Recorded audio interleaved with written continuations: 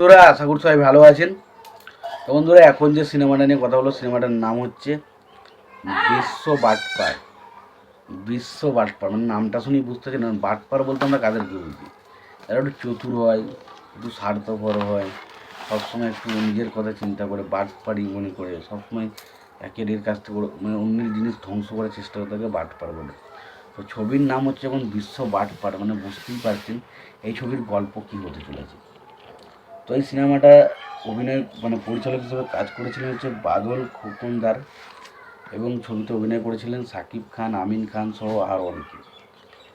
তো এই সিনেমাটাকে নিয়ে স্পেশালি এখন কথা বলবো, সিনেমাটা আমার কেমন লেগেছিলো, ভালো নাকি খারাপ, সেই বিষয় নিয়ে আলোচনা করব। তো তার আগে আপনাদেরকে একটাই কথা বলবো যে প্লিজ আপনারা যদি চ্যানেলটায় নতুন হয়ে থাকেন অবশ্যই আপনারা চ্যানেলটা সাবস্ক্রাইব করে নেবেন।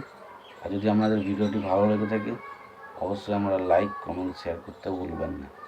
তো দেখুন, প্রথমত আমি যে এই সিনেমাটা নিয়ে কথা বলবো, সিনেমাটার নাম হচ্ছে বিশ্ব বাটপার, যেটা রিলিজ করেছিল 2004 সালে। 2001 সালে, সরি 2004 বলি, 2001 সালে। ছবির পরিচালক হিসেবে কাজ করেছেন খোকন সুমজদার। এটার প্রযোজক হিসেবে কাজ করেছেন এসপি এসপি এসপি প্রোডাকশন। ছবিটার সঙ্গীত পরিচালক হিসেবে কাজ করেছেন আলাউদ্দিন আলী। ছবিতে চিত্রনাট্যের কাজ করেছেন হামরি আপান। ছবিটার গল্প লিখেছেন হচ্ছে আবদুল্লাহ জহির বাবু। এটা সংলাপের কাজ করেছেন বদিউল খোকনদার।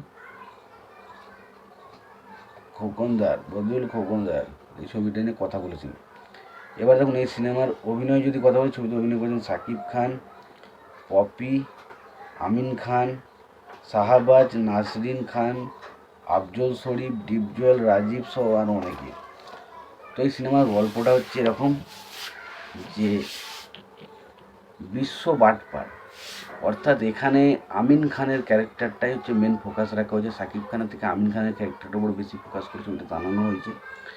এবং আমিন খানের ক্যারেক্টারটা কীভাবে পুলিশকে ধোকা দিয়ে বিভিন্ন রকমের কাজকর্ম করছে, কীভাবে একটা সন্ত্রাসের সাথে সে যুক্ত হয়ে পড়ছে, সেইটা নিয়ে হচ্ছে সিনেমা, যেটার নাম হচ্ছে বিশ্ব বাটপার। তো খুবই ভালো একটা সিনেমা। সিনেমাতে ভরপুর অ্যাকশন রয়েছে এবং সাকিব খান এবং আমিন খানের মধ্যে একটা অ্যাকশনের ট্যাসেল আমরা দেখতে পাই, সেটা আমাদেরকে বেশ ইন্টারেস্ট করতে পেরেছে। পাশাপাশি ছবিতে বাকি যে বিষয়গুলো ছিল, ধরুন সিনেমা ফটোগ্রাফার বা ক্যামেরার কাজ, সেগুলো ওভারঅলে ঠিকঠাক ছিল। এবং পাশাপাশি আমি যদি বলি তো সিনেমাটার ইমোশনাল পয়েন্টগুলোকে জোর করে আনার চেষ্টা করেছে, কিন্তু সেগুলো খুব একটা ভালোভাবে ওয়ার্ক করে না। তো ওভারঅল সিনেমাটা হচ্ছে একটা ঠিকঠাক সিনেমা। তোমাদের যদি মনে হয় সিনেমাটা দেখতে চাও তোমার সিনেমাটা দেখতে পারো। তোমাদের যদি ভিডিওটি ভালো লেগে থাকে অবশ্যই তোমরা লাইক কমেন্ট শেয়ার করে দিতে পারো। চ্যানেলটি যদি নতুন হয়ে থাকো অবশ্যই তোমরা চ্যানেলটা সাবস্ক্রাইব করে নিয়ে পাশে বেল আইকনটা অবশ্যই প্রেস করে দিও। ভালো থেকো, সুস্থ থেকো, দেখা হচ্ছে পরের ভিডিওতে।